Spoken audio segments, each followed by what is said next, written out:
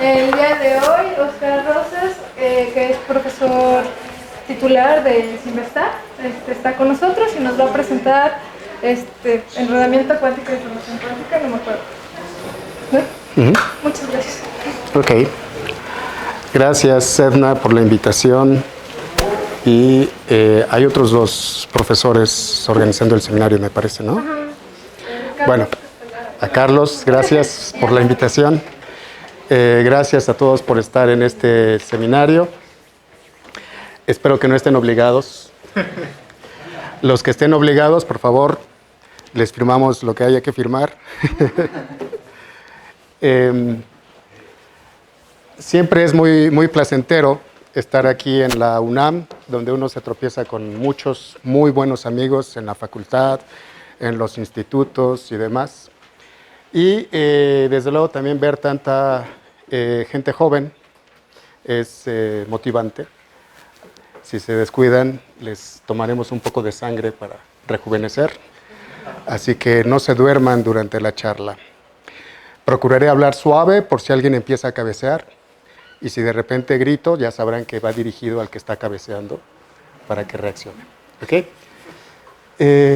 Preparé la charla pensando en presentarles conceptos básicos, ideas generales, que pueden funcionar para que ustedes, si se ven motivados o interesados, puedan buscar posteriormente información más concreta, ¿sí? O, si así lo requieren también, con mucho gusto, si me contactan y requieren información más técnica, más específica, se las podemos proporcionar, o en su defecto con cualquier profesor aquí en la facultad o en los institutos. Lo que quiero comentarles son ideas acerca de un par de propiedades que son fundamentales para entender el mundo cuántico. Y estas propiedades son las que pusieron el mundo de cabeza desde el punto de vista filosófico y desde el punto de vista de cómo describimos precisamente el comportamiento del mundo que nos rodea. Hasta antes de distinguir estas propiedades de las que vamos a hablar, el mundo funcionaba de otra forma. Era un mundo con las reglas newtonianas, las reglas del electromagnetismo de Maxwell, que básicamente son las reglas que los mantienen sentados en esas sillas, además de que tienen que comprobar asistencia a un seminario, ¿verdad?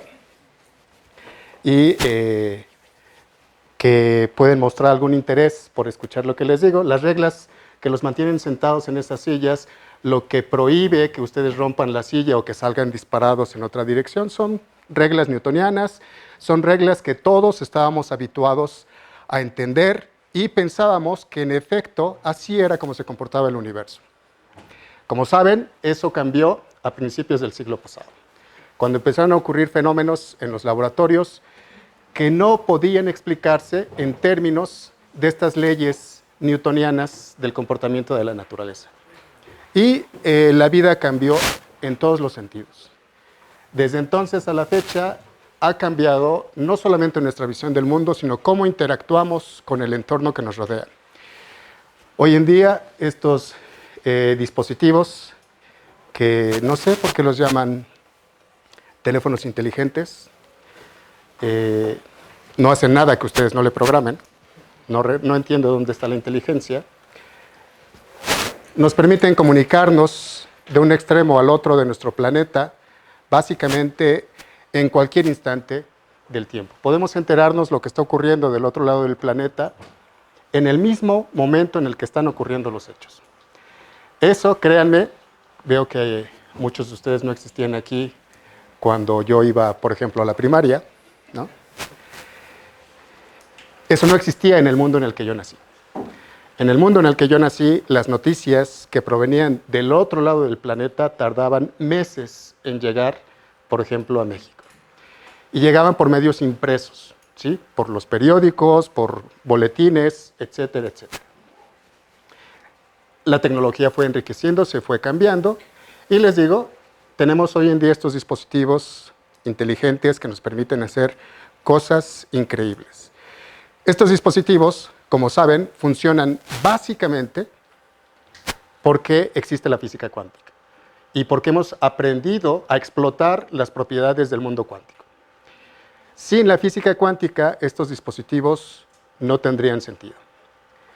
Y la gracia está en que es algo que también no entiendo. La tecnología que hemos alcanzado permite reducir el espacio físico en el que almacenamos información. Podemos introducir información en dispositivos cada vez más pequeños. Sin embargo, no sé si lo han notado, pero estas cosas no van hacia menores tamaños, son cada vez más grandes. Son cada vez más grandes porque dejan de ser solamente un teléfono, les agregan cámara, posibilidades de... Ustedes lo saben mejor que yo, ¿sí? Y eso a mí me parece una contradicción, porque lo bonito de esta tecnología es que sea pequeño, y estas cosas son grandes. Esto es lo más pequeño que yo pude encontrar en el mercado y me parece extremadamente grande y estorboso. Lo increíble de esto es que cada vez que se hace un paso tecnológico para incluir mayor cantidad de información en dispositivos cada vez más pequeños, nos acercamos una y otra vez al mundo de la cuántica y empezamos a dejar el mundo newtoniano y requerimos entonces para entender cómo aplicar estos conocimientos y enriquecer y mejorar la tecnología que estamos usando del mundo cuántico. Hay una ley que seguramente ustedes conocen, es una ley famosa que tiene el nombre de su promotor, es la ley Moore, que el crecimiento de la cantidad de información que podemos incluir en estos dispositivos es exponencial y es inversamente proporcional al tamaño. Entonces hay unos cálculos ahí más o menos tentativos que se están cumpliendo sobre cuándo tendremos tecnología que requiera para su uso y su entendimiento necesariamente de las leyes cuánticas. Así que con esas ideas no es sorprendente que hoy en día escuchen por todos lados hablar de la posibilidad del cómputo cuántico y incorpora a nuestras actividades cotidianas. Eso, les recuerdo, como les dije hace un momento, no ocurría cuando yo era joven, ni siquiera cuando estaba en la edad de ustedes. Cuando yo estaba en la universidad, todavía era la época de la Guerra Fría, las universidades cerraban sus puertas cada 15 días por alguna huelga, lo que sea, y eso incluso ha cambiado, lo cual es muy positivo. Así que, ¿qué es lo que nos interesa de esto que les estoy comentando? Los avances tecnológicos también son vertiginosos y cada vez se dan en menos tiempo.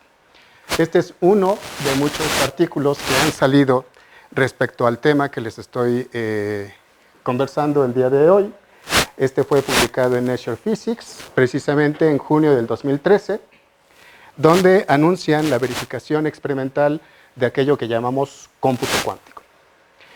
Esto es, desde luego, un logro desde el punto de vista...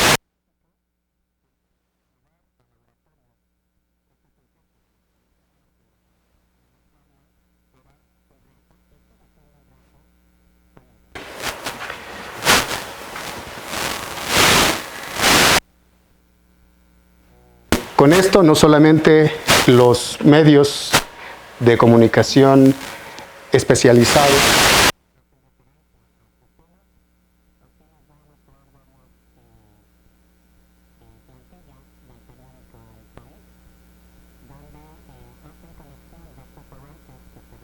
en las instituciones de prestigio asociados con las posibilidades de tener un cómputo cuántico o en un banco o en una institución. Entonces, esto ha llamado la atención no solamente de las universidades, sino de las empresas que involucran dinero para la investigación de protección y manejo de datos, por ejemplo, los bancos. Porque tener un cómputo, por ejemplo, no solamente de codificar información de una forma que sea muy difícil de romper, sino que teniendo un computador cuántico podríamos decodificar cualquier información cifrada en forma convencional. Así que si alguno de ustedes se dedica a la piratería informática, deberán saber que hay mucho dinero invertido por grandes empresas para obtener los primeros dispositivos de computación, la inversión que tienen. Y eso nos conviene a los que vivimos en el mundo académico porque en principio tenemos acceso a becas, a proyectos y demás para hacer investigación en este sentido. Siguiendo el ejemplo de lo que ocurrió durante la Segunda Guerra Mundial, sabemos que los científicos lo que tenemos que hacer es decirle a los inversores: ¿quieres que armemos una bomba? Sí, la vamos a armar, no te preocupes. Desafortunadamente esa historia sí se cumplió, ¿verdad? Pero alrededor de todo eso hubo una inversión multimillonaria que permitió el florecimiento de la ciencia en los Estados Unidos, por ejemplo, y que les permitió llegar al primer lugar en el dominio de la tecnología que conocemos hoy en día. Así que esto es un nicho de oportunidad para todos ustedes que piensan de qué van a vivir. Primero, a estudiar bien sus cursos de física, a terminar bien la licenciatura y después dedíquense a la física cuántica. Y oriéntense hacia el cómputo cuántico. Hay dinero metido ahí. No les quiero mostrar los ceros que se manejan, pero sí hay mucho. Lo importante de estas noticias, por ejemplo, es que esta nota es del 3 de marzo del año pasado y precisamente están pensando ya empresas como IBM en conseguir el cómputo no trivial que usa.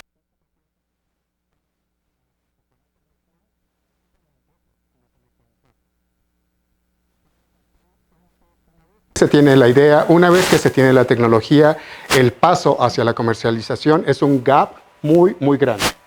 Y ese es en sí mismo un reto. Bueno, hay empresas que aseguran tener ya los primeros dispositivos de cómputo cuántico y ofrecen que más o menos en 5 años empezarán a comercializar las primeras computadoras cuánticas. Por ahí, en las redes sociales o en algún mecanismo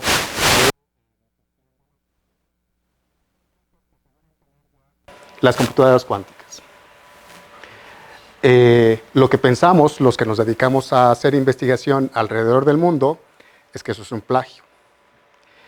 Y no se puede demostrar porque estas empresas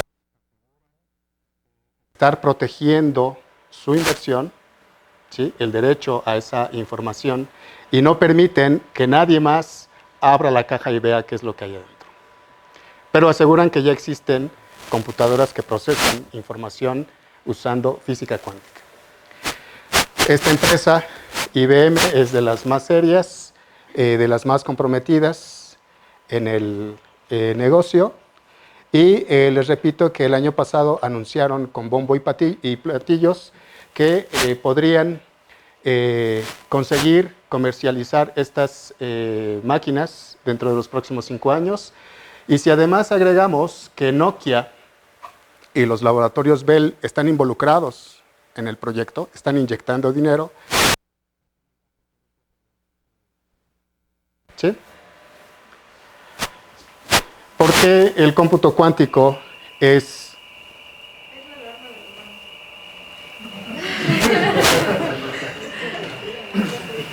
Observen que mantuve la calma, ¿eh? No corro, no grito, no empujo. Está simpática. En el Simvestab acaban de instalar, de conectar la alarma sísmica.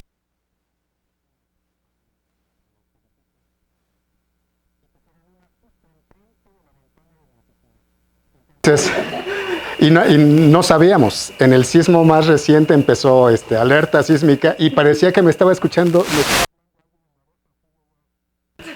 Empecé a preocuparme porque escuchaba voces. Otras voces, además de las que ya escucho de por sí.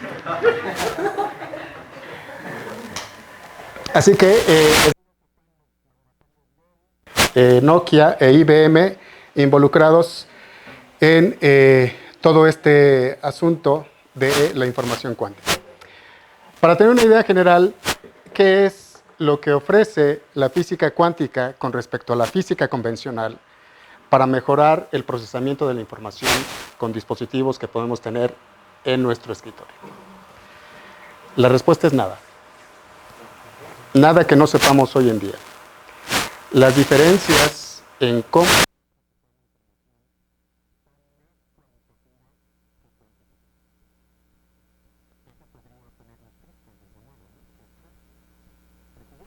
muy interesante que con una computadora podríamos resolver esto y esto. Mentira. Eso es falso.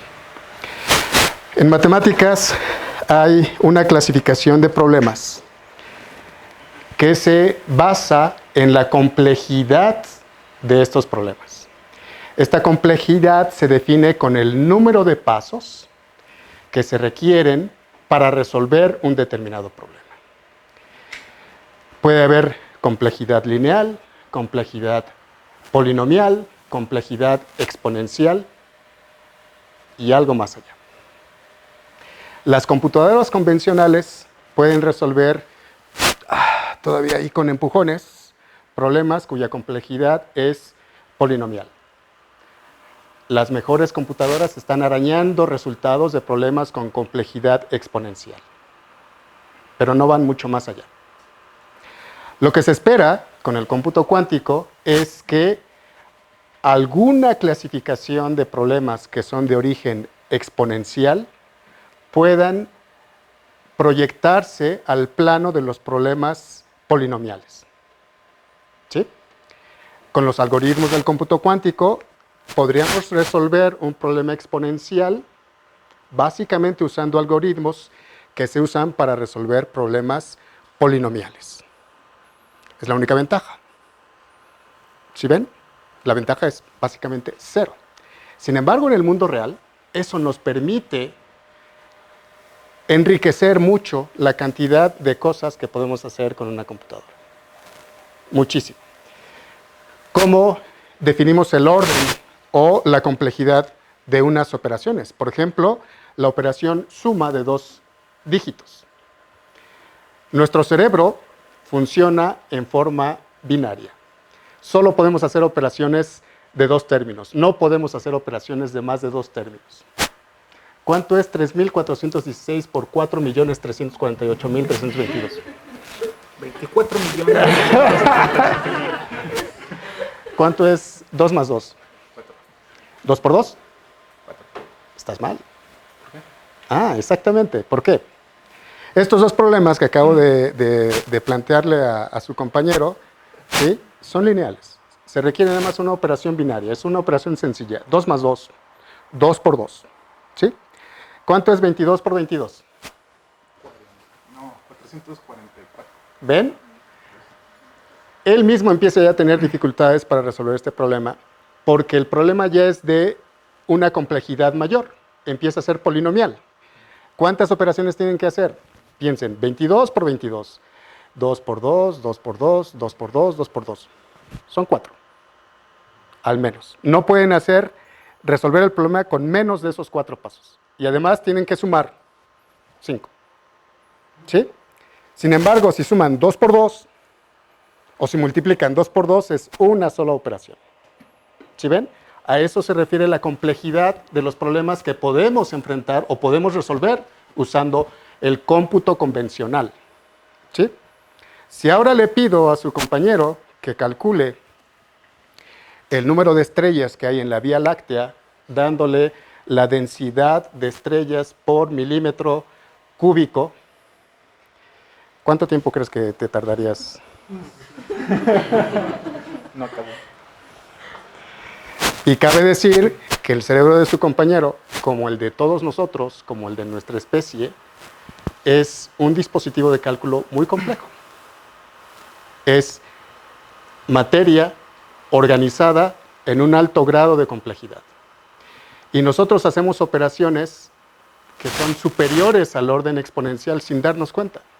Por ejemplo, el simple hecho de mover mis dedos, como lo estoy haciendo, no requiere que mi cerebro piense, mueve los dedos, lo hacemos simplemente porque queremos. ¿No es cierto? Pero esta operación que están haciendo mis dedos involucra una serie muy compleja de algoritmos para conseguir esto. Y este es uno de los problemas de la cibernética, por ejemplo. ¿Sí?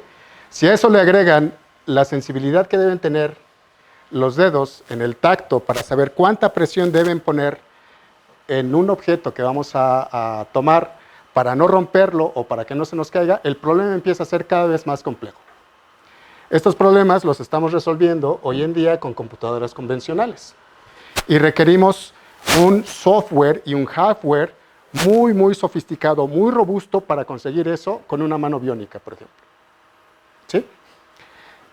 Si pretendemos el día de mañana tener la posibilidad de conseguir robots o conseguir suplementos biónicos de alguna parte de nuestro organismo, necesitamos tener la capacidad de almacenar información suficiente y de procesar toda esa complejidad de información con una computadora.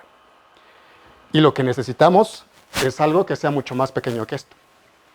¿Cierto? Si vamos a usar un brazo mecánico y lo vamos a usar para suplir el brazo biológico de una persona, necesitamos asociar un chip lo más pequeño posible para que no genere problemas en la biología de esa persona. ¿Sí ven? ¿Hacia dónde pueden dirigirse estas posibilidades que ofrece el cómputo cuántico? Cuantitativa, sino cualitativa.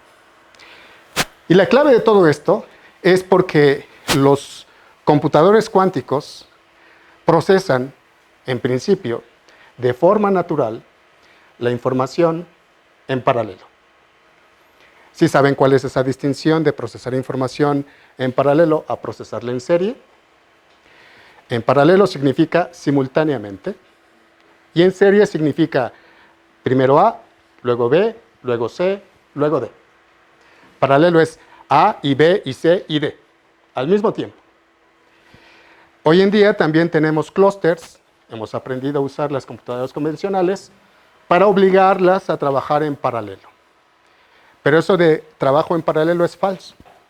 Los clústeres, usando las computadoras convencionales, no trabajan en paralelo. Porque las computadoras convencionales, ni una sola de ellas, puede trabajar en paralelo. Todas trabajan en serie. Lo que vemos ahora mismo en esta imagen, por ejemplo, si tuviéramos movimiento en esta imagen, lo que está haciendo el procesador que está conectado a la pantalla, ¿sí?, es mandar una imagen, procesa información, manda otra imagen, procesa información, manda otra imagen, y simultáneamente está pasando de una actividad a otra. ¿Sí? Pero todo esto lo hace en serie.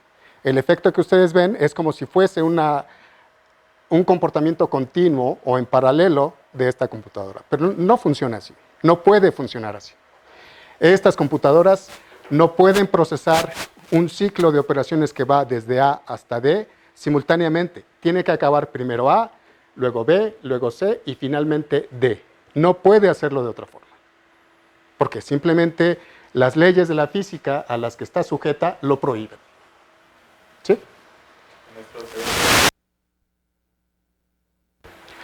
Nuestro cerebro depende qué es lo que está haciendo. Hay operaciones muy complejas, como esto que les mencionaba, que hacemos sin que nuestro estado consciente se percate de ello. Pero repito que esto implica una serie de algoritmos, si nosotros queremos imitar el comportamiento de la naturaleza, que es lo que hacemos, muy, muy complejos. Pero el procesamiento de hablar o de asociar el movimiento, por ejemplo, de un vehículo que se está acercando hacia ti, con el cual tu vida está expuesta, ¿sí?, ese no es en paralelo. Ese es un procesamiento en serie. Y los físicos lo llamaríamos un procesamiento causal. Entonces es muy elaborado. El cerebro es un dispositivo, les digo, es materia altamente organizada, y eso es lo fantástico, ¿no? Que todavía no entendemos muy bien. Hay propuestas, seguramente ustedes han escuchado de Roger Penrose, que es más bien un físico del área de gravitación, que entre otras cosas, en sus ratos libres, como hobby, se ha puesto a meditar y a pensar en el funcionamiento del cerebro. Hay un libro, La nueva mente del emperador, que les aconsejo, es delicioso. En este libro, Roger Penrose trata de aplicar conceptos físicos para describir el comportamiento del cerebro. Y entre otras cosas, intenta usar física cuántica y relatividad para explicar por qué nuestro cerebro funciona como funciona. Entonces resulta, en la descripción de Penrose, que no estoy diciendo que sea la descripción, sino es una de las descripciones, que nuestro cerebro procesa información tanto en forma clásica como en forma cuántica. Entonces, si supiéramos cómo funciona el cerebro, seguramente tendríamos allanado el camino para entender el funcionamiento de los computadores cuánticos. Es que procesa esta información en paralelo una computadora cuántica. Bueno, ¿ya todos llevaron curso de cuántica? A ver, levante la mano el que no ha llevado curso de cuántica. Vámonos por unas chelas. Porque si no han tomado cuántica, se están perdiendo de algo fascinante, interesante, intrigante, misterioso, estúpidamente absurdo, porque no tiene ni pies ni cabeza nada de lo que se ve en cuántica, ¿sí? A veces les dicen una cosa, después les dicen otra, y para pasado mañana resulta que las dos anteriores estaban mal, ¿sí? Desde su origen ha generado problemas la teoría cuántica.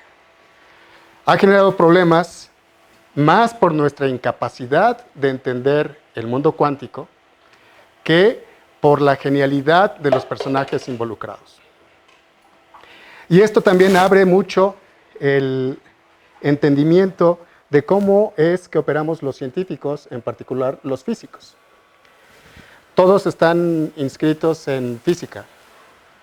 ¿Hay algún matemático aquí para que sepa cómo hablo de los matemáticos? ¿No? ¿No?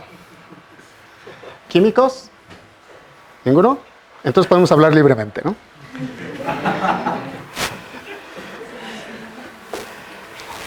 Los físicos tenemos intestinos. También nos da hambre. También dormimos. También tenemos que desechar restos. También nos enamoramos, también tenemos relaciones sexuales, sudamos, tenemos miedo, ¿sí? Todos, incluyendo aquellos que le han prestado su nombre a diferentes ecuaciones y o libros con los que torturamos a los estudiantes en clase. Y la física es una actividad humana. No nos podemos sacudir, por mucho que queramos y que nos creamos en la cima de la creación los físicos, porque lo estamos.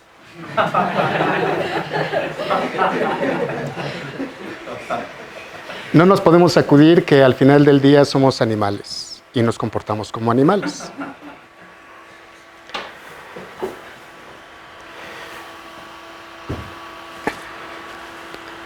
Les voy a dar la clave de uno de los misterios de la física cuántica, sobre todo para aquellos que no han tomado todavía el curso de cuántica, para que vean qué interesante es. ¿Han escuchado el principio de incertidumbre? ¿Sí? Ese principio de incertidumbre nos indica, en principio, que no podemos conocer a la perfección en una sola medición la posición y el momento de una partícula. ¿Sí? Eso está en el corazón de la física cuántica. Pero también está en el corazón del comportamiento humano. Y les digo que los físicos somos humanos. Cuando encontramos la posición, no encontramos el momento. Y cuando encontramos el momento, no tenemos la posición. Y eso se aplica en todo el comportamiento de nuestra vida. ¿Mm? Así que vean qué útil es la física cuántica.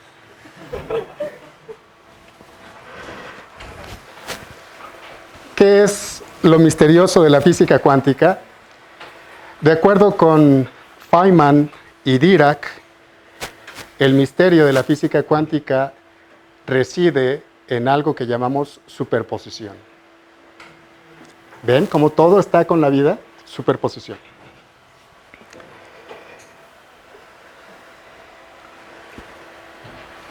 Aquello que llamamos el estado físico de un sistema, que con Newton corresponde a dar posiciones y momentos para cualquier instante de tiempo,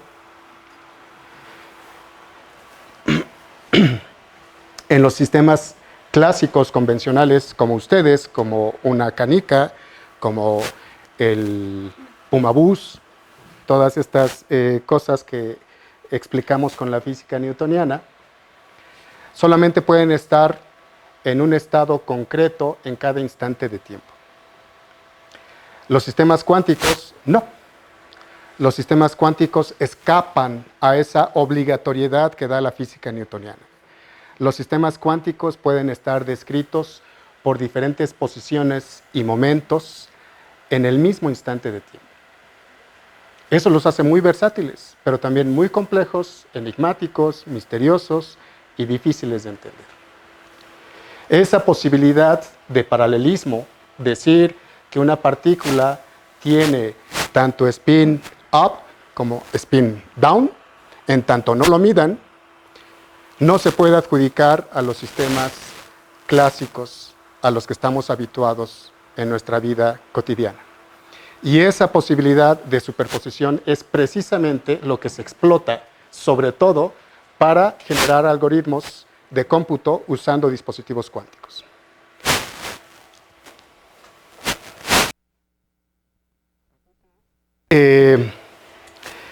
Como nos vamos a meter en un tema muy escabroso, prefiero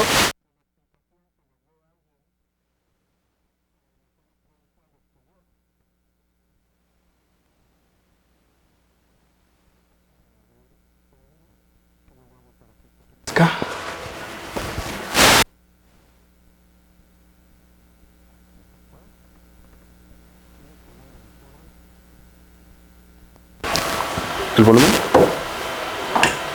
¿Oyen algo? Si no se oye, no tiene gracia.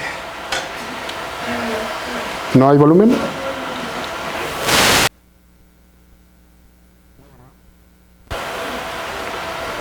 No.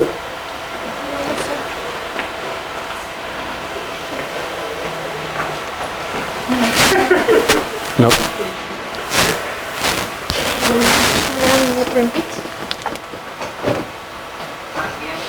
Ya.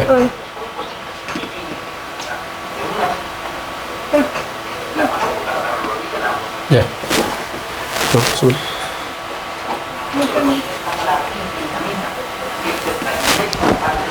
A ver. ¿Y el volumen de la máquina?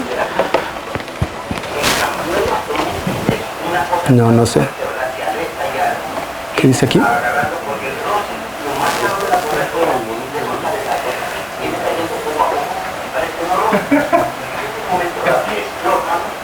A ver, vamos a intentar escuchar, ¿vale? A ver si escuchamos algo.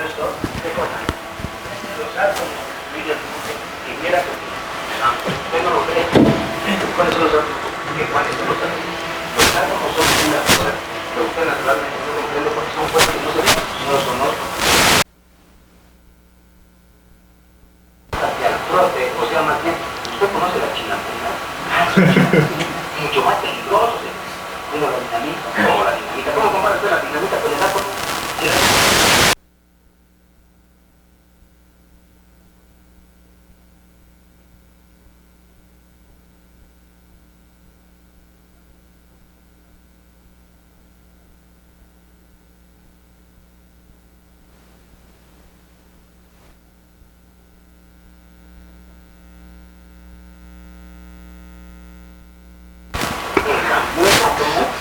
Una cosa tan fuerte, ¿verdad? Que al estallar viene agarrando, porque el roce, lo más raro de la cosa es que al usted soltar el átomo, viene cayendo poco a poco y parece que no roza. Pero llega el momento en que explota y entonces la rotación del mismo átomo hace que la partícula desintegrante se unifique uniformemente, pero al mismo tiempo desintegrada. Entonces ya se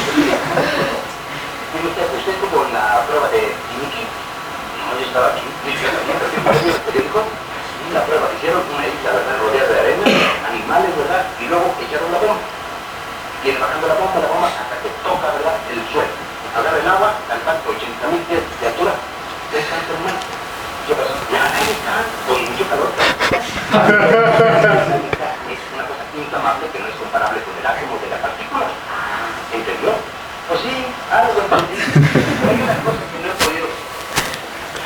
Muy bien. Debo decirles que era profesor en el Departamento de Física del CIMBESTAB y me dictó el curso de Física Cuántica.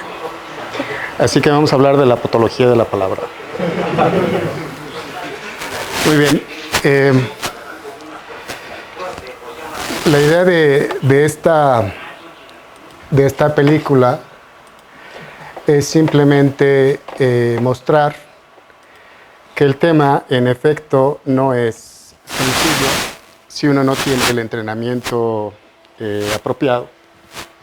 Y muchas veces, teniendo ese entrenamiento, es difícil explicar conceptos físicos. Una de esas características que les menciono tienen los sistemas cuánticos es que aquello que en la vida cotidiana asociamos como partículas, ahora se comporta como ondas.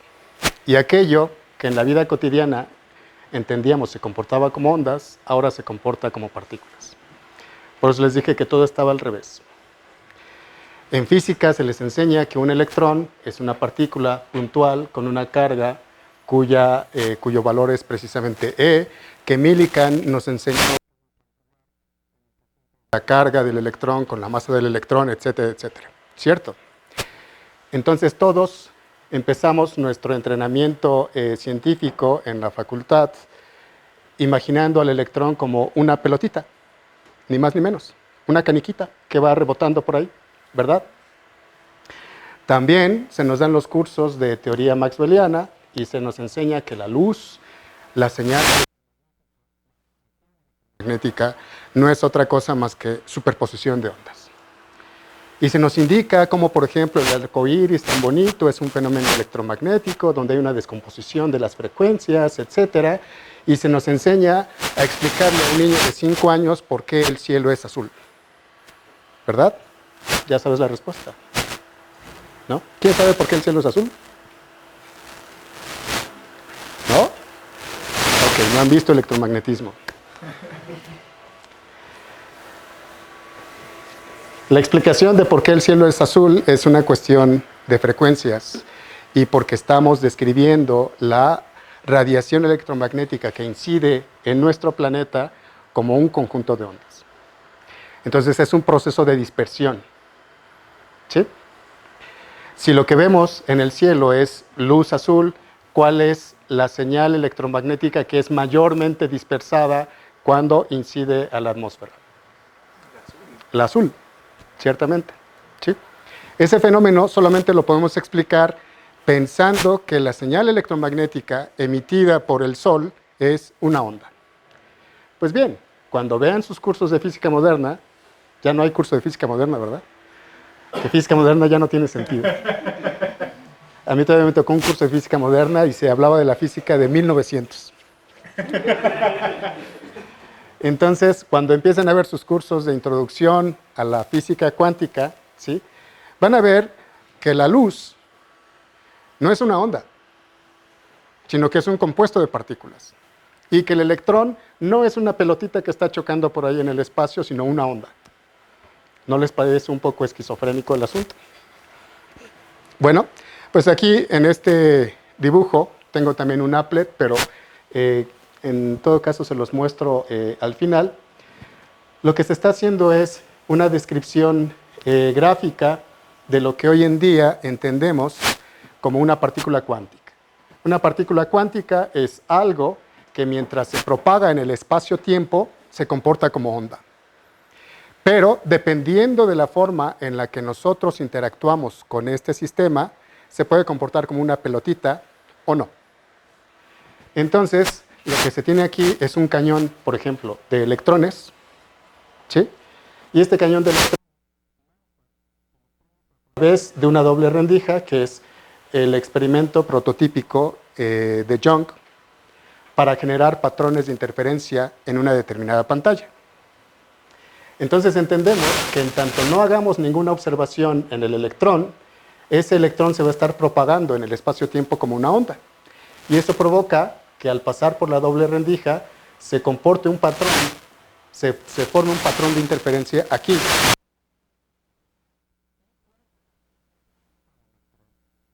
Depende de qué tipo de pregunta le hacemos al electrón, será la respuesta que nos dé el electrón. Si le hacemos una pregunta en la cual lo obligamos a contestarnos en su identidad de partícula, ¿sí?, la respuesta va a ser como una partícula. Aquí, en este experimento, la pregunta que le estamos haciendo es, ¿dónde te encuentras? La noción de localización es necesariamente corpuscular. Piensen en una onda, en un estanque de agua. ¿Dónde está localizada la onda? Ustedes pueden identificar el frente de onda, ¿sí?, que es un pulso de energía que se va propagando a través del medio en el que se está desarrollando la onda, pero difícilmente pueden decir la onda está aquí, porque no solamente está aquí, está aquí, está aquí, está aquí. ¿Sí ven? Una onda necesariamente es un concepto no local. Pero cuando le preguntamos al electrón ¿dónde te encuentras?, lo estamos obligando a darnos una respuesta tipo corpuscular, localización. ¿Sí? Eso solamente lo tienen las partículas.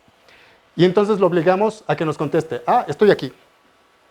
Otras veces nos contesta, estoy aquí. Otras veces aquí y aquí, etc.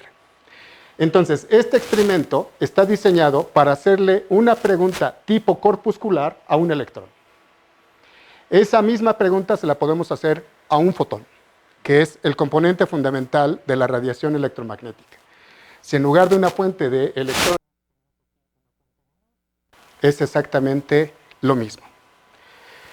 Cuando nosotros tengamos el mismo experimento repetido una cantidad muy grande de veces, o le hacemos la pregunta a una cantidad muy grande de electrones que fueron emitidos de acá, lo que vamos a ver es una serie de regiones muy claras, muy especificadas donde incidieron los electrones.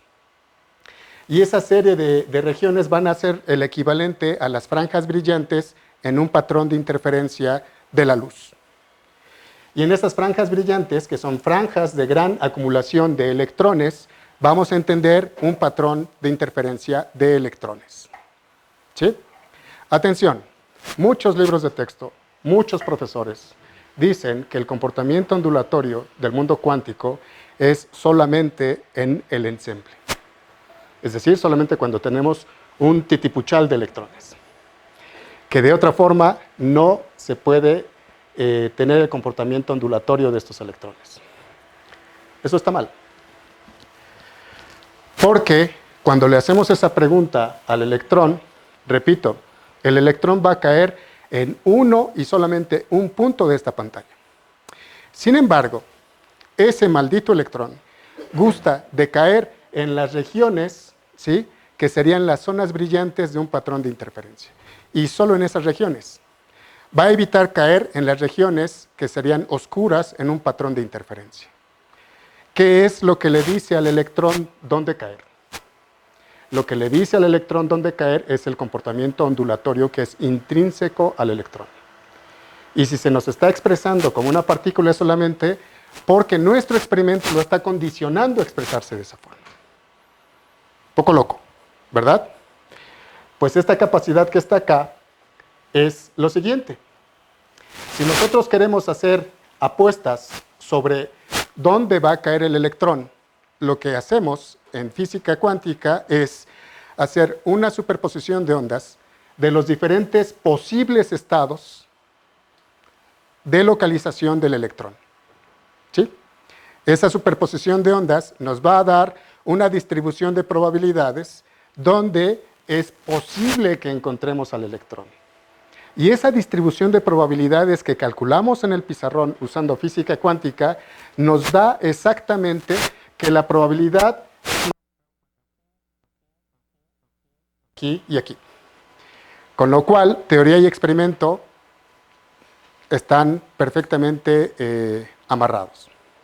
¿sí? Esta propiedad de, en tanto no hagamos una medición, en este caso, de la posición del electrón, el electrón puede estar en cualquiera de estas posibles posiciones en tanto no hagan la medición ustedes. Y esto es lo que se conoce como superposición. Y esto es lo que usamos en el cómputo cuántico, ¿sí? Para que se aceleren los procesos de cálculo de cada una de las operaciones. Esto es lo que sería en paralelo. Mientras una de las posibilidades del electrón, que es caer aquí, está haciendo una operación, otra de las posibilidades del electrón que está a caer aquí está haciendo otra operación y así sucesivamente. ¿Sí? Atención, nosotros podemos predecir con mucha precisión dónde es más probable que caiga el electrón.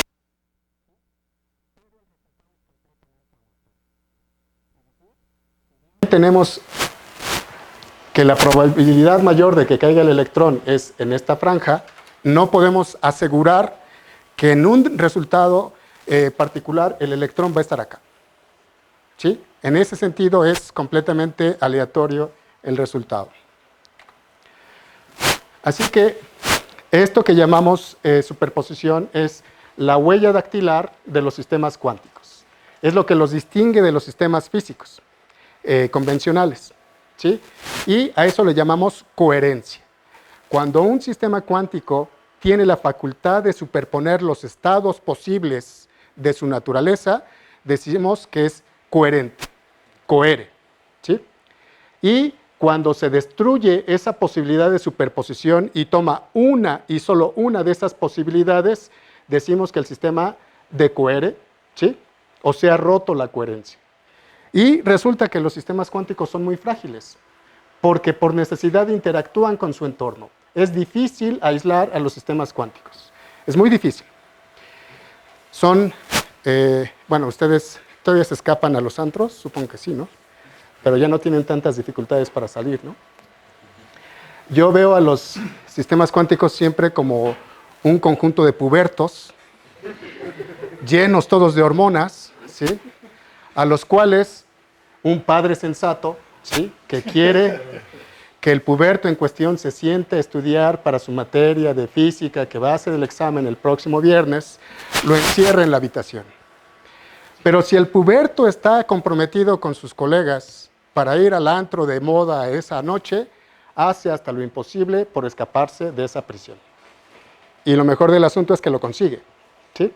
Pues así hacen los sistemas cuánticos. No podemos atraparlos, son muy difíciles de atrapar porque la decoherencia es muy grande y básicamente eso explica por qué, otra vez, su compañero está en la configuración en la que ustedes lo han conocido siempre. Por eso lo pueden ver como lo ven y pueden interactuar con él en forma newtoniana. Y en forma metafórica también, ¿sí? Porque a pesar de que es un conjunto, es un conglomerado de electrones, protones, neutrones, átomos, etc., todos ellos con propiedades cuánticas, cuando hacemos todo este conglomerado, el sistema decohere y pierde esa facultad de superposición de múltiples estados. Y entonces se canaliza en uno y solamente uno de los estados, este estado macroscópico que conocemos de él. ¿Sí? Eso explica por qué el mundo cuántico no se manifiesta cuánticamente cuando observamos entes macroscópicos. La explicación es precisamente la decoherencia. Uno de los principales retos para generar un cómputo cuántico. Porque, como vamos a ver más adelante, si nosotros queremos tener un bit de información en el equivalente cuántico, necesitamos por lo menos un sistema cuántico. Si queremos 2 bits de información, que equivale a 2 qubits, necesitamos 2 sistemas cuánticos. Si quieren 1000 qubits de información, necesitan 1000 sistemas cuánticos. Y ustedes pueden notar que conforme vamos agregando sistemas cuánticos, llegamos a una situación macroscópica. Capacidades de superposición. Así que ese es uno de los principales retos que se tienen en el cómputo cuántico para conseguir estos dispositivos. Aquí es un efecto de coherencia. Aquí es lo que les estoy hablando. En este applet también, que si tienen paciencia y ganas, al final puedo presentarles. Se trata de algo que los físicos llamamos spin. Es una propiedad que no es ni más ni menos que una manifestación de un grado de libertad asociado con un sistema cuántico como un electrón.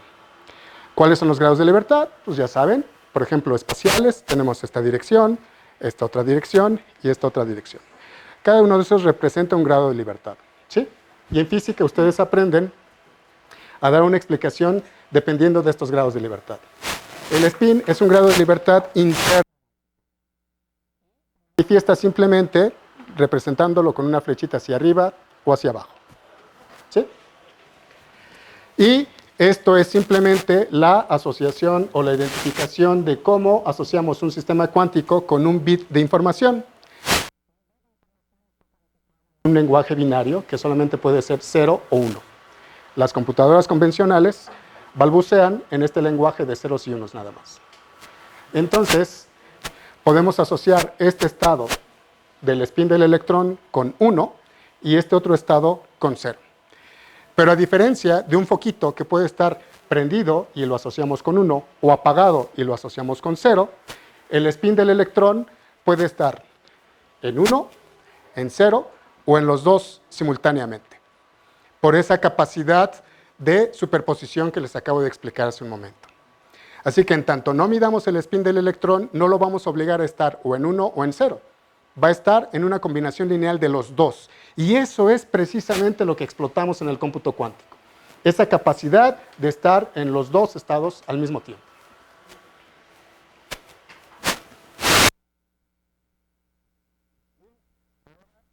¿Qué nos sirve todo esto? Necesitamos entender cómo es que estos sistemas cuánticos interactúan unos con otros. Y algo que llamamos entrelazamiento cuántico.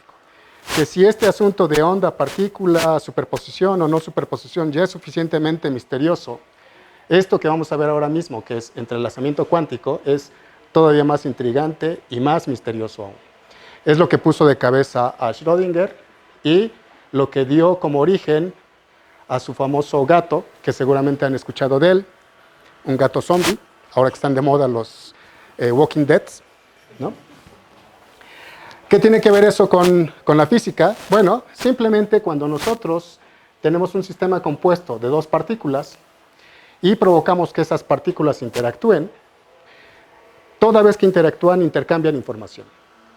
Y entonces pierden su identidad. Es como cuando uno se enamora, ¿sí? Una vez que interactuó con aquella persona de la que se enamoró, no importa la distancia, ¿verdad? No importa, puede estar del otro lado del planeta.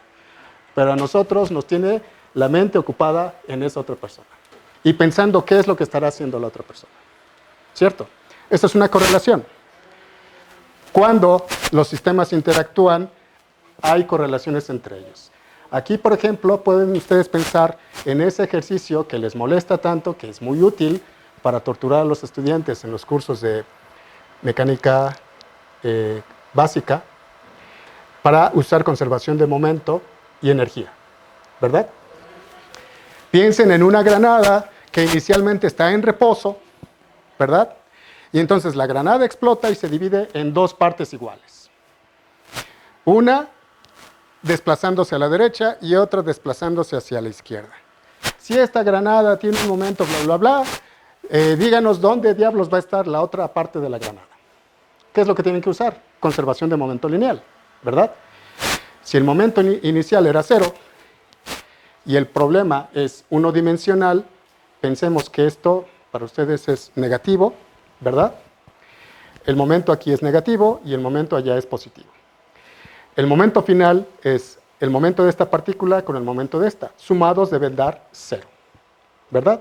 Eso es un principio de conservación. De tal forma que si nosotros sabemos dónde está la partícula A, digamos que es la derecha, sabremos con precisión dónde podemos encontrar a la partícula B. Y eso no representa ningún misterio, ¿cierto? Un ejemplo concreto también se da con el momento angular, por ejemplo. Esta partícula decae en dos partículas diferentes, esta con un cierto momento angular, esta con otro momento angular. Los angulares debe ser igual al momento angular inicial, ¿verdad? Todo esto están acostumbrados a hacerlo. Cuando nosotros usamos estos principios de conservación, estamos usando correlaciones que existen entre esta partícula y esta otra, relacionadas en su momento angular. Si nosotros sabemos que el momento angular se conserva, sabemos mucho acerca de cada uno de los subsistemas. ¿Verdad? Bien. Las correlaciones pueden ser clásicas o pueden ser cuánticas. Lo que importa es que haya una cantidad conservada. Aquí, por ejemplo, tenemos una correlación clásica. Tenemos bien identificado un con sus respectivos calcetines. Y lo propio aquí. ¿Sí? Si le quitamos los calcetines a este señor o a esta señorita y los metemos en una caja, ¿verdad? Y le pedimos a su compañero que saque uno de estos calcetines, lo sacas. ¿Qué calcetín encuentras, por ejemplo? Por ejemplo, el derecho. Si tú encuentras que el calcetín que sacaste es el del pie derecho, ¿qué sabes del calcetín que está en la caja sin siquiera verlo? Que es el izquierdo. ¿Por qué? Porque tengo el derecho. ¿Y? Porque estás presuponiendo o sabes que la cantidad que se conserva es derecho-izquierdo. Que solamente hay derecho e izquierdo, ¿verdad? Que toda vez que tú tienes el derecho aquí, necesariamente el izquierdo está en la caja. ¿Estamos de acuerdo? ¿Sí?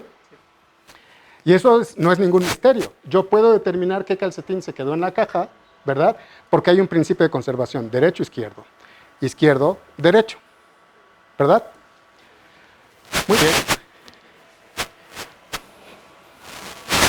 ¿De qué color tengo mis calcetines? Negros. Más o menos.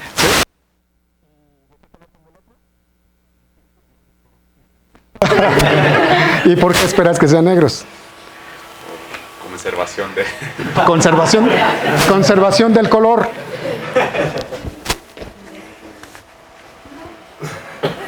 Conservación del buen gusto. Bien, ahora...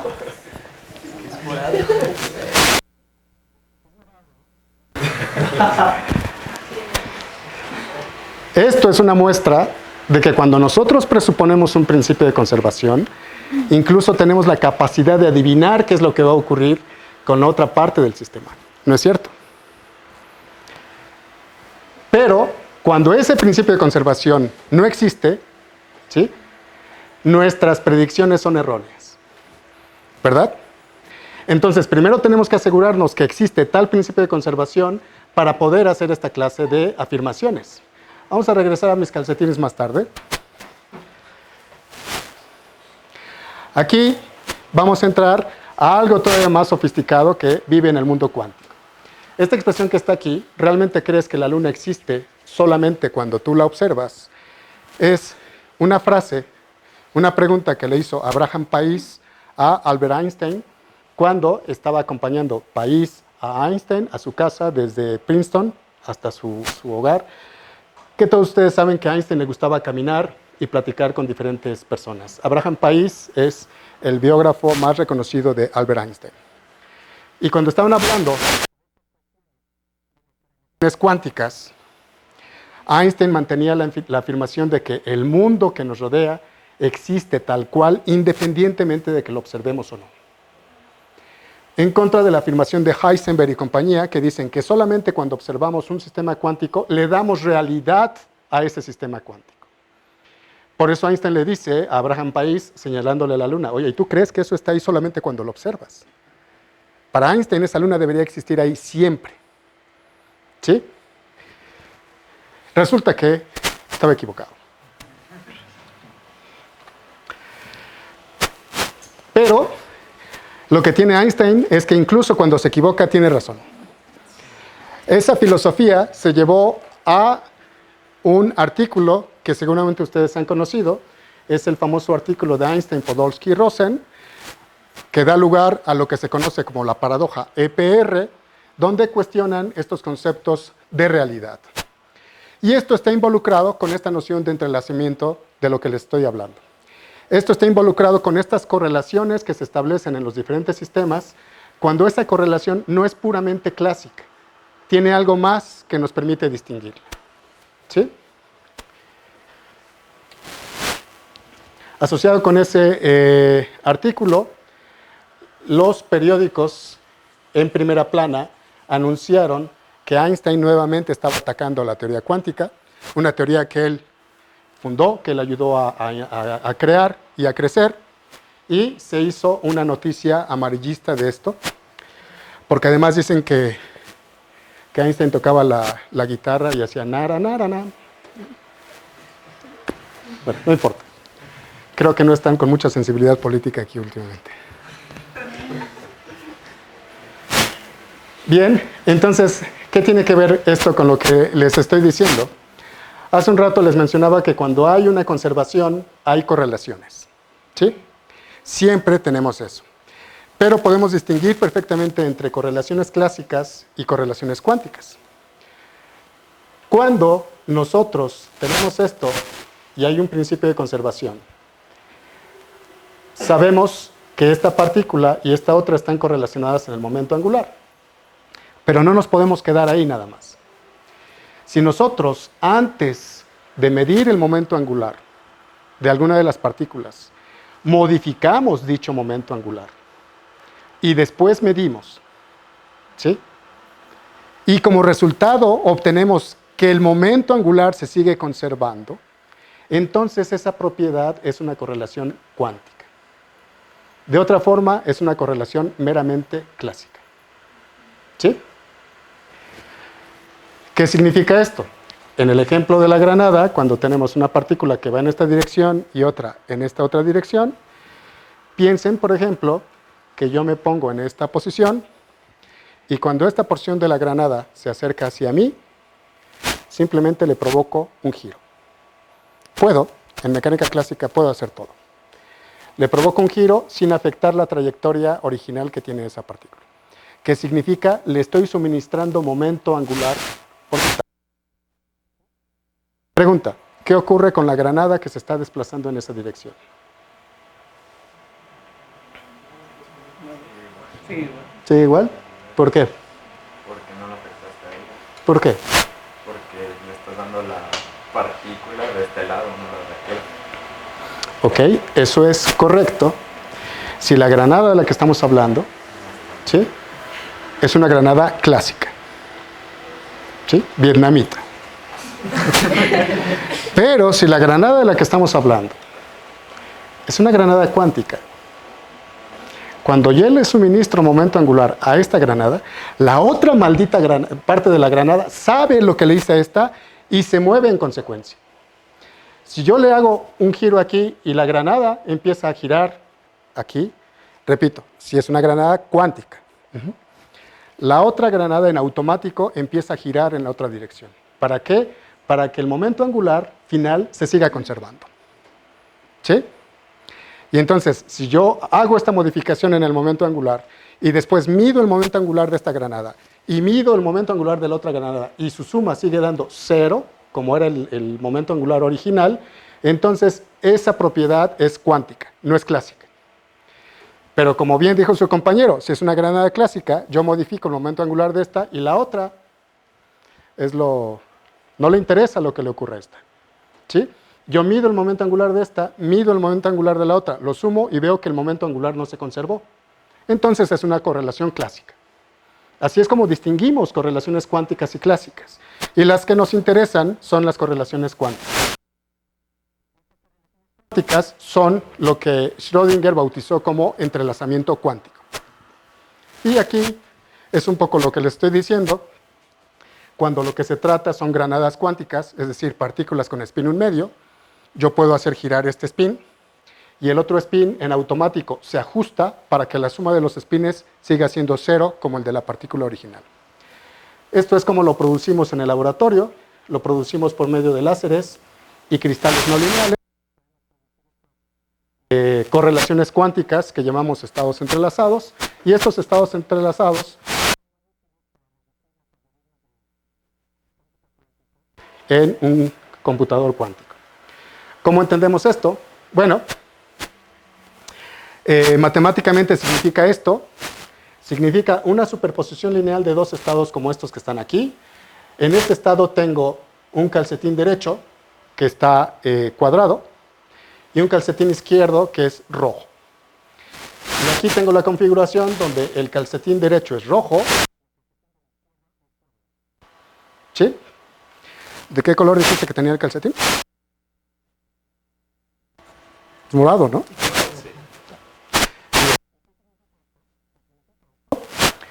Que en el anterior se tiene igual probabilidad de tener calcetín cuadriculado a la derecha y calcetín rojo a la izquierda. Es la mía, ¿eh? Si no... que obtener un resultado opuesto. ¿Sí? Ahora, medición, descubro qué calcetines tiene la persona que estoy analizando y encuentro este resultado, por ejemplo, no me sorprende, porque está dentro de los resultados que yo esperaba. Hay la mitad de probabilidad de encontrar esto. ¿Sí?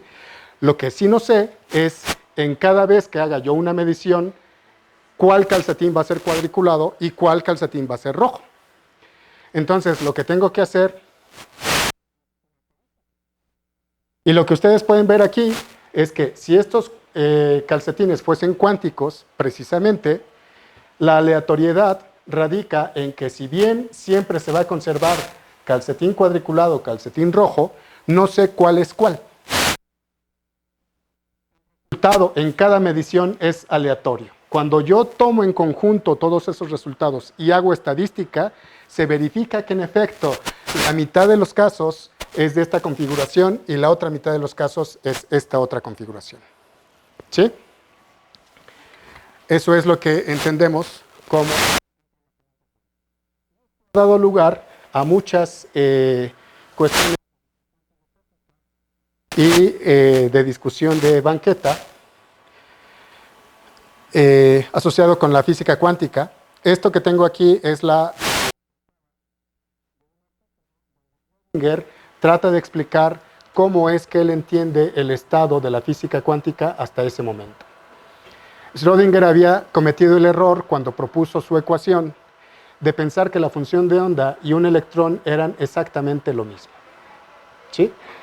Y en este artículo, después de varios eventos que ocurrieron y de varias discusiones que tuvo con Einstein, se percató de que su error había sido adjudicar una propiedad cuántica, o sea, la función de onda, a un sistema tan macroscópico como un gato. Y entonces dice, vean cómo me equivoqué. Llegamos a situaciones ridículas, ¿sí? Porque si yo hago esto, entonces tengo unas cuestiones tan barrocas y grotescas como un gato que al final del día es la mitad muerto y la mitad vivo.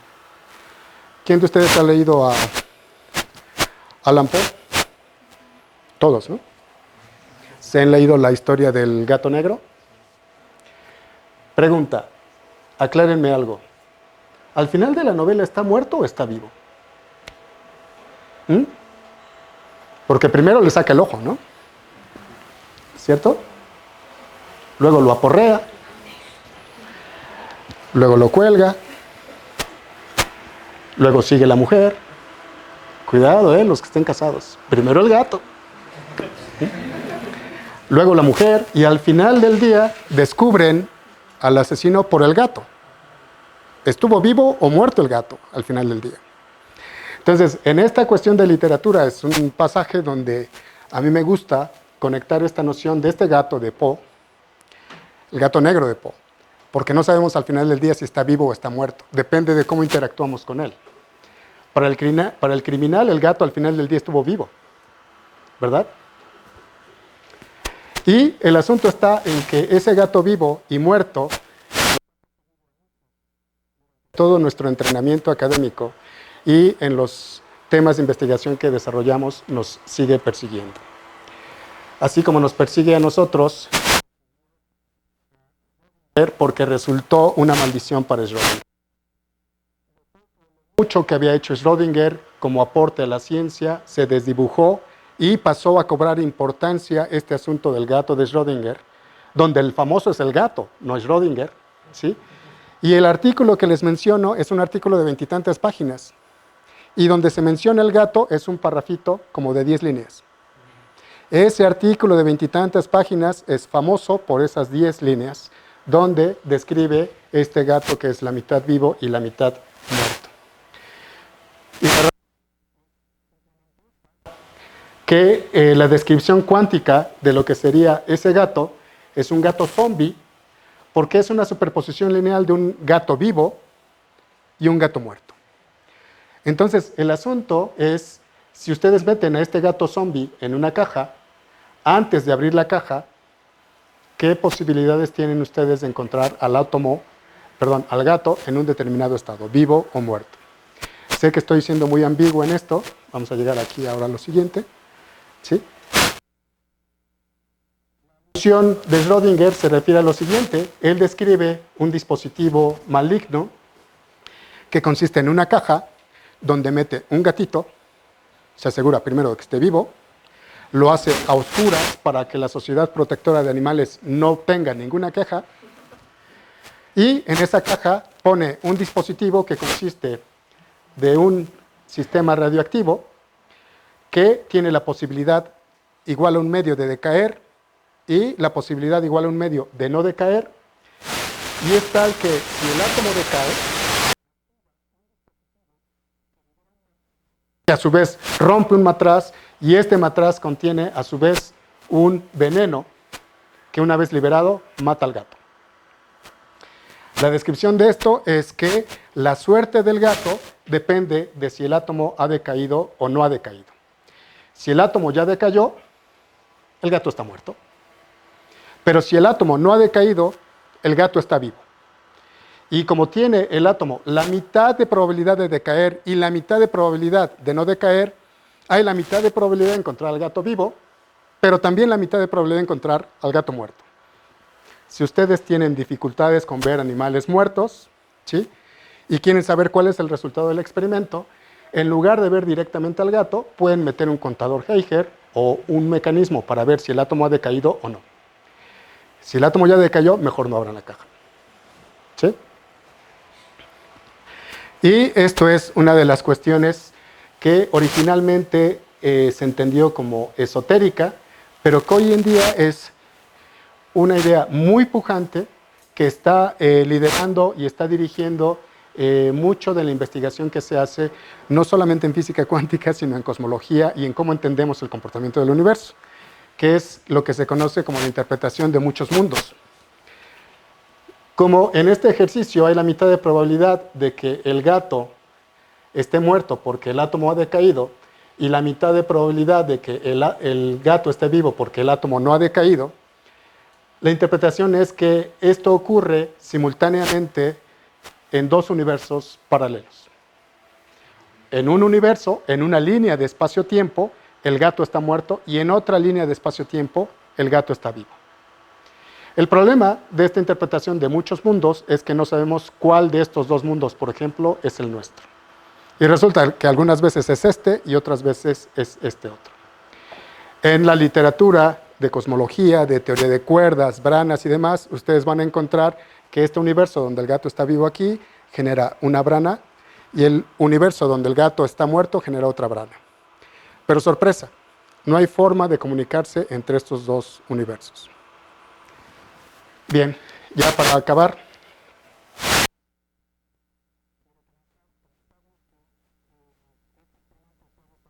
En el laboratorio desde el 2007 fue una portada de Nature en el que se usan, para no tener dificultades con las sociedades protectoras de animales, en lugar de gatos, combinaciones de láseres que van a describir un estado tan macroscópico, ¿sí?, como el estado vivo o el estado muerto de un gato.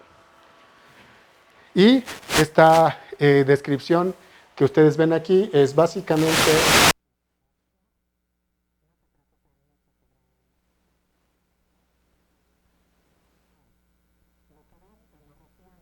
positiva de esta gráfica.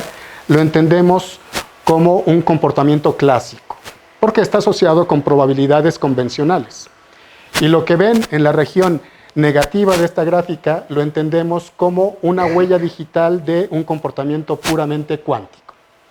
Y entonces en el laboratorio cada uno de estos picos representan o bien el estado vivo del gato o bien el estado muerto del gato. Así que este experimento se ha hecho en el laboratorio para determinar estos gatos tipo Schrödinger. Nosotros hemos implementado, entre otras cosas, un mecanismo para generar estos estados tipo gato usando átomos y cavidades electromagnéticas. Estas cavidades son trampas con unos espejos altamente reflejantes en las paredes que implican una tecnología que le dio el premio Nobel a Haroche hace pocos años. Entonces, para no aburrirlos más, estas nos permiten tener incluso situaciones tan esotéricas como esas combinaciones de gatos vivos y gatos muertos, que les debo la descripción de esto para no cansarlos más. Esto que les acabo de comentar en ideas generales, un poco pensando en transmitirles unas nociones muy específicas. Lo estamos desarrollando en el grupo de investigación que encabezamos, que está en Upita, allá en el Salvaje Norte, y yo en el Cinvestav, también en el Salvaje Norte. Aquí tenemos algunos de los estudiantes del grupo. Aquí está Bogdan Mielnik, que es el full profesor en el Cinvestav y es el dueño del bar. Y créanme que es literalmente un bar, ¿eh? Y tenemos aquí un poco la descripción de lo que hacemos cada uno. Tenemos también la colaboración junto con Víctor y con Edna a través del laboratorio de óptica cuántica aquí en la facultad. Y bien, con esto espero haberles aclarado un poco las ideas de esto del cómputo cuántico.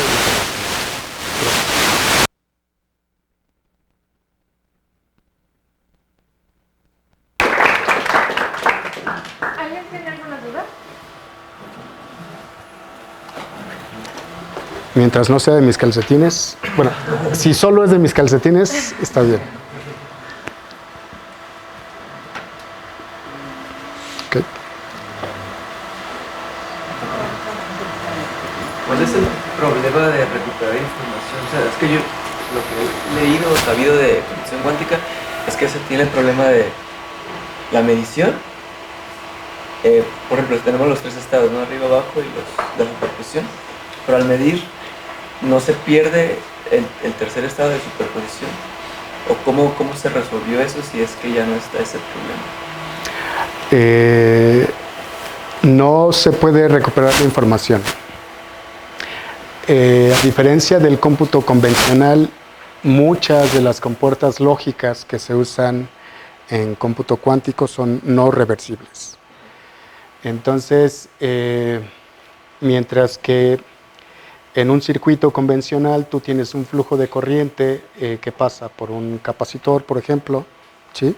O por un diodo, y lo puedes correr en esta dirección y o en esta otra, en los algoritmos de cómputo cuántico no. Porque toda vez que haces una medición, obligas a la decoherencia del sistema, como mencionaba hace un rato. Entonces, dejas primero que el sistema evolucione a una cierta superposición de diferentes posibilidades, y eso es todo el potencial que tienes en el cómputo cuántico. Pero una vez que haces una medición, obligas a que el sistema se manifieste o bien en este, o bien en este, o bien en este otro. Y una vez que está manifestado con este perfil, con esta característica, ya no lo puedes regresar al estadio anterior en forma económica. Sí lo puedes regresar, pero tienes que hacer un proceso de preparación y de control sobre ese estado para llevarlo nuevamente a esta otra combinación que antes tenías. Entonces no se pierde, pero no representa un problema en las posibilidades del cómputo cuántico, porque eso se hace mero al final, ya cuando quieres obtener un resultado. Experimentalmente, ¿Qué tan viable es tener una computadora cuántica a través de átomos fríos? A través de Átomos fríos. átomos fríos es una de las propuestas que se tiene para implementar algoritmos de cómputo cuántico, pero cualquier técnica o rama de la física cuántica que quieras usar tiene pros y contras. Porque la otra vez estaba leyendo, digo, se me hacía algo muy tendencioso el título. Era en una página supuestamente de divulgación, ¿no? De que se hablaba de que podías tener un átomo, ¿no? O sea, y lo podrías manejar spin arriba o spin abajo, ¿no? Pero también hablaba de esa posibilidad de que hacías esto y te metías con, creo que la segunda o la tercera ley de la termodinámica y entonces también. Entonces, sí está muy tendencioso y dije, no creo que eso sea posible, ¿no? Mira, aquí en la UNAM, en el Instituto de Ciencias Nucleares, hay un laboratorio de átomos fríos que está dirigido por... ¿Perdón? ¿No es por Pepe Jiménez? Ah, no. Por Pepe Jiménez, por ejemplo. Y en San Luis Potosí, en el Instituto de Física, el doctor Frío. ¿No lo conocen? ¿No ha venido por aquí el doctor Frío? Eduardo. No, en serio, es el doctor Frío. Le dicen el doctor Frío porque él tiene un laboratorio para enfriar átomos.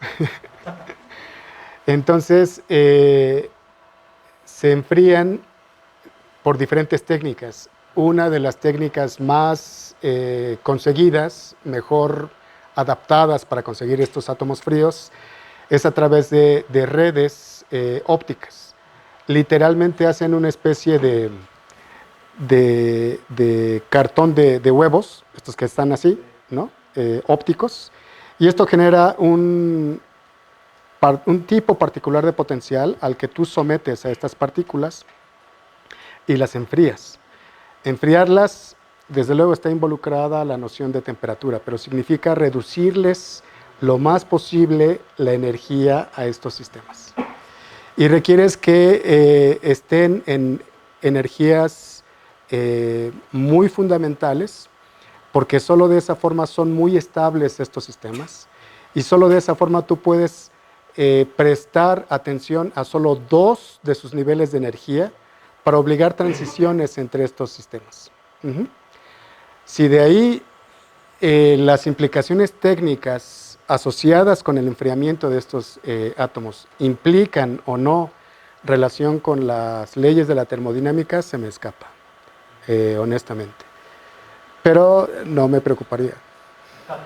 Sí. Una pregunta que relaciona un poco con lo que preguntaron al principio. Si es sobre en tu opinión, ¿cuál crees que sea el principal problema de la computación cuántica? O sea, ¿es más un problema enfocado a la teoría, ajustar la teoría de lo que está pasando, o más un problema de ingeniería en encontrar cómo lograr conseguir esos estados cuánticos que mencionas? La teoría no. De hecho, en la teoría estamos haciendo un software para un hardware que todavía no existe. Desafortunadamente, Steve Jobs ya se fue. Así que en cuestión de tecnología, el mundo ha perdido realmente un gurú importante en ese sentido. Las mayores dificultades que yo a nivel personal encuentro para implementar el cómputo cuántico es esta cuestión del escalamiento.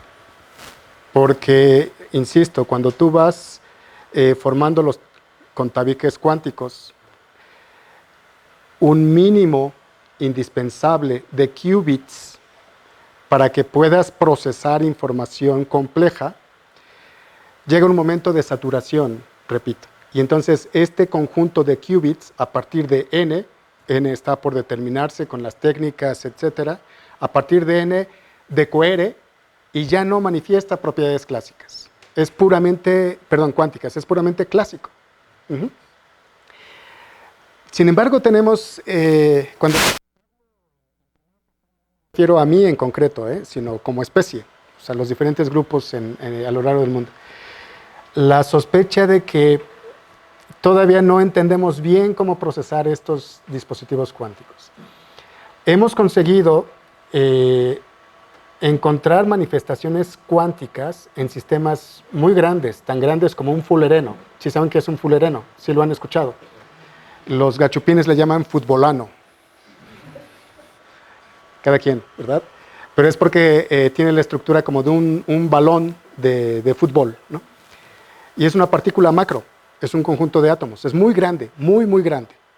Entonces, grupos de experimentalistas en Austria, dirigidos por Anton Zeilinger, han mostrado que estas partículas tan macroscópicas como el fulereno, cuando los haces pasar por una doble rendija, como el experimento de Young, producen todavía un patrón de interferencia. Y son muy, muy grandes, de verdad. Eso da una esperanza, ¿sí? Nos da un indicio de que este problema de escalamiento vamos a poder solventarlo también, ¿no? Pero en mi opinión, eso es el mayor reto que se tiene ahora, la de coherencia de los sistemas. Uh-huh. ¿Alguna otra pregunta? Que mencionaba acerca de los diferentes métodos de procesamiento, o sea, ya sea, por ejemplo, de estado sólido o fotónica, o sea, ¿cuáles serían como las ventajas, desventajas de ambos? Bueno, por ejemplo, en espintrónica, ¿sí? Tú tienes una red de espines. Estos espines, en su estado natural, están excitados y están orientados los espines aleatoriamente, ¿sí? Tú puedes enfriarlos, es decir, quitarles energía para llevarlos en la medida de lo posible a su estado basal, pero aún así las orientaciones de los espines son más o menos aleatorias.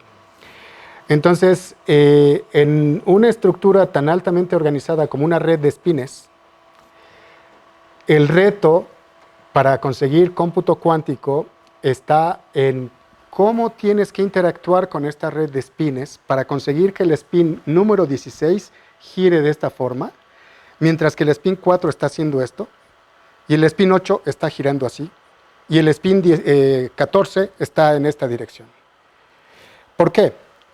Cuando tú tienes solamente un spin 1 medio, lo que haces es aplicar campos magnéticos, y con los campos magnéticos lo civilizas, ¿no? Lo domas, lo controlas un poco. Pero son campos magnéticos muy, muy concretos para que ese spin concreto haga una operación concreta. Cuando tú tienes dos spines, tienes este spin aquí y este spin así, el campo que tú actúas afecta a los dos. Y si lo que estás haciendo es que el spin gire así, este también va a girar. ¿Sí? Entonces aplicas un campo y afecta a todos los spines. Entonces aplicas el campo y afectas a todos los spines en la red. Pero lo que tú quieres es implementar operaciones selectivas para que puedas explotar el paralelismo de estos sistemas. Te digo que quieres que el qubit 80 esté haciendo una operación negación, ¿sí? Mientras que el par de spines 16 y 17 están haciendo un control not y así sucesivamente. Eso es un reto que se tiene, por ejemplo, en spintrónica. Y todavía no entendemos muy bien cómo hacerlo, por ejemplo. Y así, cada una de estas técnicas que se están implementando para buscar conseguir cómputo cuántico tiene pros y contras. Hasta donde yo sé, y en mi gusto personal, ¿sí? Lo mejor es usar luz, usar fotones para hacer estas operaciones cuánticas. Los fotones no solamente son ecológicamente correctos, ¿no? Sino que son muy baratos y son muy, muy maleables. Permiten hacer muchas, muchas cosas. Con un laboratorio de más o menos 10 millones de pesos, tienes para hacer física de primer nivel. Aquí en el Instituto de Física se tiene un laboratorio nacional. Está dirigido por Rocío, creo. Y cuando digo que un laboratorio de 10 millones de pesos puede sonar mucho. Pero piensen, por ejemplo, en un laboratorio de crecimiento de películas por MBE. El solo juguetito cuesta más que eso. Si piensan en lo que hacen nuestros colegas de altas energías experimentales que van al CERN y demás, 10 millones de pesos se lo gastan en chicles en estos laboratorios. ¿Sí? Entonces realmente es una forma barata de hacer ciencia de primer nivel. ¿Sí? Última pregunta.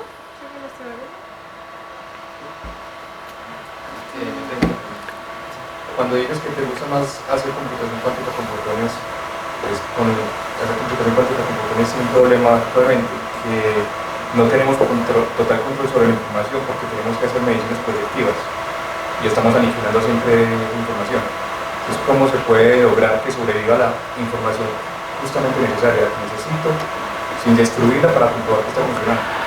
Bueno, tu afirmación es imprecisa en el sentido de que hacemos mediciones proyectivas. Si haces una medición proyectiva no destruyes el sistema.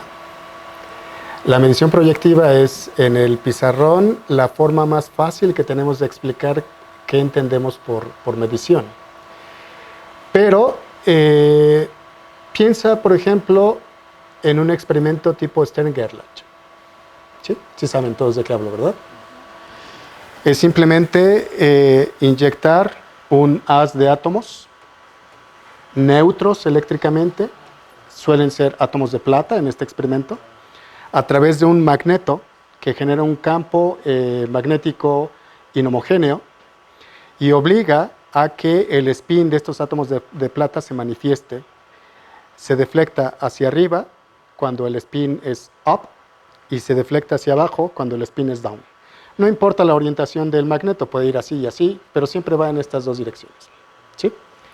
Esa es una medición no destructiva, porque estás determinando el spin de estos átomos de plata sin destruirlos. ¿Sí? En el análogo óptico, el magneto sustitúyelo por un divisor de haz. Y los átomos de plata sustitúyelo por un haz de luz, fotones.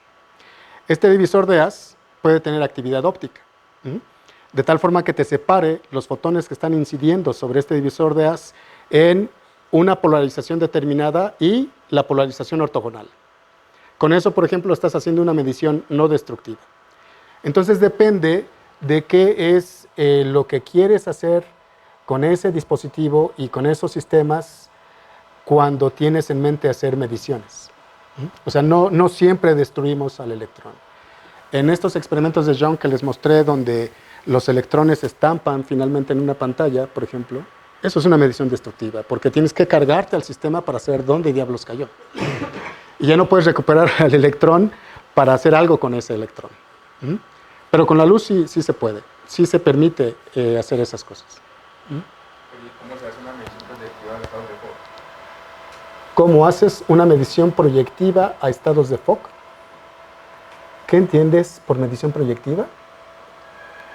Matemáticamente es verdad, pero pues experimentalmente, ¿cómo se podría lograr? Experimentalmente le haces una pregunta cuya respuesta solamente puede ser sí o no. Y la pregunta es, ¿estás en el estado de Fock de 4 fotones? ¿Sí? Y el sistema te va a contestar simplemente sí o no. ¿Qué significa eso? Cuando haces el proyector, ¿sí? Te da una delta con el estado que quieres, ¿cierto? Como se hace convencionalmente aquí, por ejemplo, en el laboratorio de óptica, ¿verdad? Con Víctor, mandas el estado a los APDs, a los fotodetectores, y te los cargas. Si eso es lo que estás pensando, pues necesariamente te los cargas, pero eso no es una medición proyectiva. ¿Sabes algo del experimento de Harosh? ¿Qué mencionaste ahorita? El experimento de Harosh que le dio el premio Nobel es encerrar en una cajita electromagnética un número finito de fotones. O sea, primero mete un gas de fotones y luego lo rarifica, va sacando fotones a un determinado número. Hasta que ellos aseguran tener n fotones. ¿Sí? N puede ser el número que tú quieras, desde 1 hasta 1.000.000, lo que tú quieras. Y entonces, para determinar si en efecto tienen ese número de fotones en esa cavidad, no pueden usar un fotodetector y decir, conté 5 fotones, porque esos fotones ya no existen más, ya te los cargaste. ¿Qué es lo que hace Harosh? Lo que hace Harosh es inyecta un haz de átomos. En el interior de la cavidad, estos átomos interactúan con los fotones y ¡boom! ¿Qué ocurre? Lo que les dije hace un momento. El estado de los átomos se entrelaza con el estado de los fotones y cuando los átomos salen de la cavidad, estos átomos ya llevan información del estado de los fotones. Y entonces lo único que haces es medir a los átomos, te los cargas, no importa, pero le haces la pregunta a ellos, ¿cuántos fotones viste allá adentro? Y te los cargaste ya, como la PGR, ¿no? Pero de esa forma ya sabes cuántos fotones hay adentro. Ya mediste el número de fotones ahí sin cargarte a los fotones, por ejemplo.